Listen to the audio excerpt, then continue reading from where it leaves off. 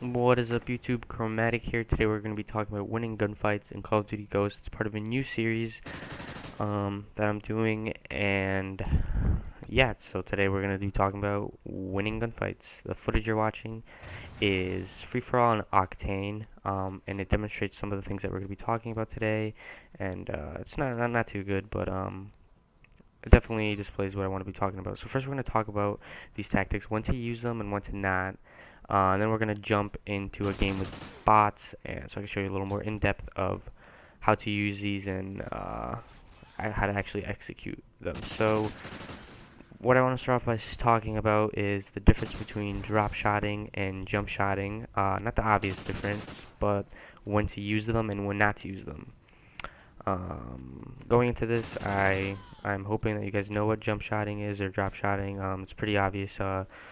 It's self-pretty-explanatory. We'll talk about more how to do it when we go into the in-game. But for now, I just want to talk about when to do it. So basically, you should only be drop shotting at longer ranges just because it makes you smaller and harder to hit. You don't really get that when you're close range, just because if you're very close range and you drop shot, the other opponent will just jump shot you, and they'll be looking from, they'll get a bigger target area, and it doesn't really work. It works a lot better at medium to longer ranges.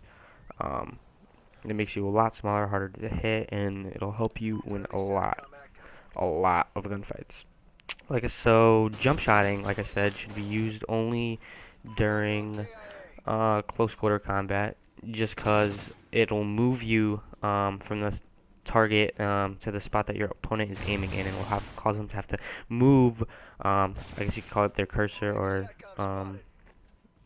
their crosshairs to you, which they could maybe miss if they're playing on a too high sensitivity and not used to it, or etc. If they're pretty good, then it's basically an even battle. So basically, that's the basically when you should be using it. You should be using, like I said, so jump shots, close range, drop shots, longer range. And of course, there's certain exceptions to both, so just play around with it and see which works better and combinations of the two. Sometimes a drop shot, close range does help. It always depends on what gun they're running. If they're running an AR, a drop shot maybe would help, just because they'll be aiming in a lot. They won't be hip firing, so it's a big movement for them too, from go to your chest to the ground. Um, so yeah. So next, I want to talk about hip fire. Hip fire is big advantage that you should be using. Hipfire lets the aim assist register a little bit better, so you'll get a bigger chance of killing them because the aim assist will kick in more hip firing than when you're aiming in and down your sights. So definitely hip fire at closer range. From time to time, you could aim in and at closer range, but I do recommend firing. Use it; it's there.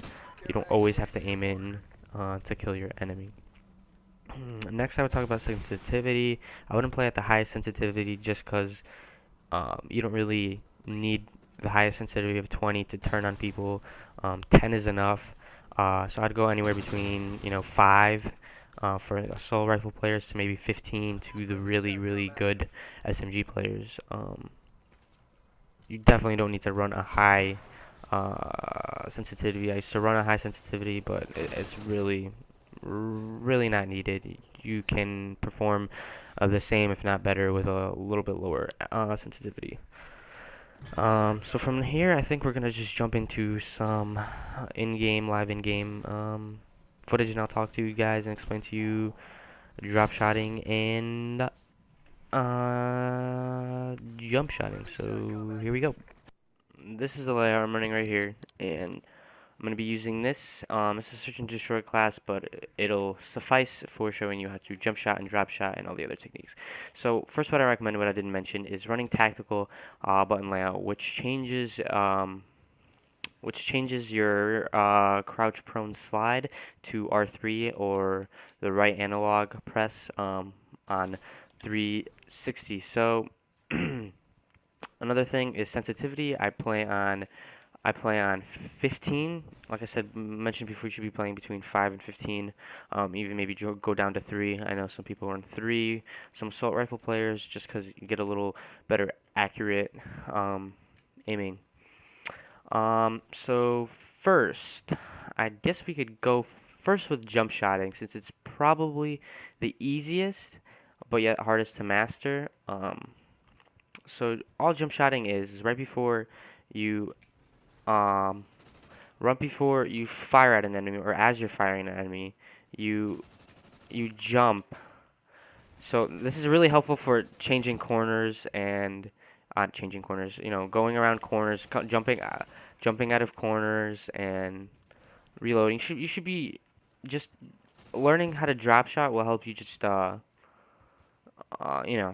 get a lot better with moving around the map and. So hip fire, at closer range you should be hip firing. Um,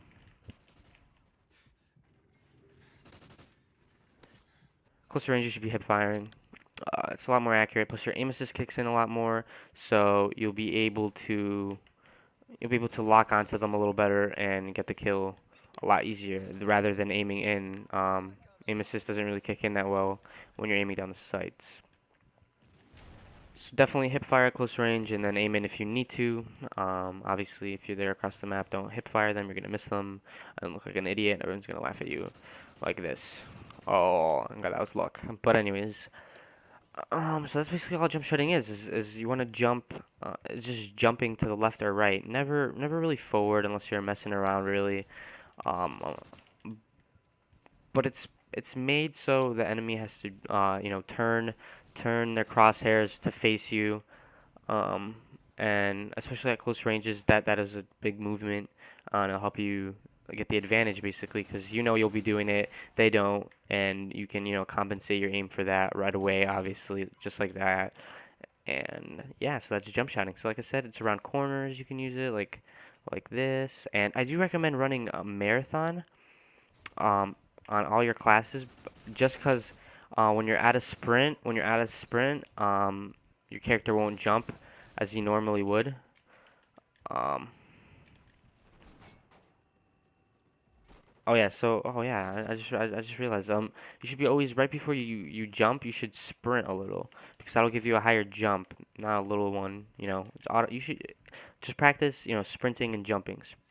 Sprint jump, sprint jump, sprint jump, and you'll get the feeling on how to get the highest jump and the best distance and all that. And that's basically all you need is jumping to the right and left and hip firing your opponent, and you'll get lots of kills like that. Try it out in a public match, maybe free for all. Start at a lower sensitivity and work your way up because it's a lot harder to jump and aim if you're just starting out at doing it. So next, drop shotting. Drop shotting is used more at longer range. Should be used at longer ranges. Of course, you can use it at shorter range, but it should be used at longer range because it makes you smaller and harder to hit. So all drop shotting is, if you're running tactical layout, it's pretty easy. You just hold down your right analog and you'll drop to the ground and you just fire. Usually what people do is they start pre-firing with hip fire before you aim in. So basically what it is you're hip firing and then you aim in at your opponent. If you're running tactical layout, one thing I would work on is not squeezing so hard. Work on being light and nibble, I guess, because if you squeeze down too hard, you won't be able to aim well, and you might lose the game fight, the gunfight, not game fight. Finally, um, I believe you should let go of your analog stick, your running stick, right before you drop shot, just because if you don't, you're going to do this. You're going to slide, and that's not going to help you win. It actually messes me up sometimes in this game, but you get used to it. Wow. These spots are killing me right now. And yeah, so where was I? Where was I? So basically, that's it. I mean, drop shotting's pretty basic. But you should you should definitely just practice letting go, dropping, and killing them just like that. Just running, letting go, dropping, and hip firing. Try that in a public match. Um, Here, I'll show you a couple of instances of these. Running, dropping, firing. So run, run, run, run, drop, fire, and you could do this while you're firing. So you could pre-fire them and then drop as you're doing it, which, obviously would kill them faster. But first I would just try dropping and shooting. Drop and shoot. Um, Drop and shoot. Didn't do it. So yeah. And finally, last thing I want to talk about is strafing, which is moving left and right while you're in a gunfight. And strafing is very important. It helps you dodge bullets. Um, and if you're good at it, you'd be able to keep the aim at something. So say if I'm aiming at this tire, when you're strafing left to right, you compensate with your aiming, so you can always stay on the target. And yeah, so then you can combine these things. What you could do is you can jump drop shot. Let's find a guy. Let's find a guy. Jump drop shot. Oh, come on. You could, and then fire. Oh my God. Yeah, I squeezed too hard right there. So jump drop shot, and that's it. That's all I want to talk about. Next, we'll be talking about sound whoring and why it's important, and how it can win you the match and any gunfight. If you know where the enemy is, that gives you the. Oh my God, that gives you the advantage. And we'll talk about some accessories for your controller, maybe, and stuff like that. So that's next video. So thanks for watching. Like the video if you liked it, and maybe I'll redo it because I talked a lot about nothing in this video, and maybe I won't. Maybe I will. But anyways, thanks for watching. I'm gonna shut up now. I'm gonna go play some GB probably. And yeah, so thanks for watching. Bye.